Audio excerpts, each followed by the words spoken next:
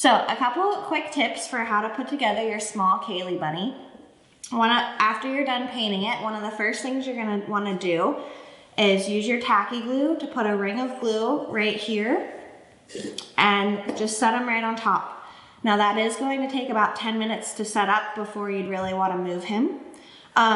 Also with your tacky glue, when you go to glue on your wood donut base, you're going to be putting your tacky glue right here and gluing this on. Now you wanna make sure that these holes line up. That way, whenever you go to put your tea light in, which you do not need to glue in, that way your tea light fits right up through there.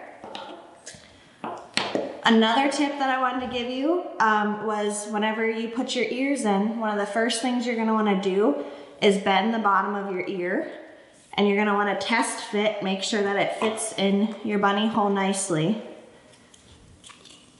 And then when you are ready to glue these together, what you're gonna do is put a little bit of that glue right on the back of here, or you could put the glue right into the hole here to glue your ears in.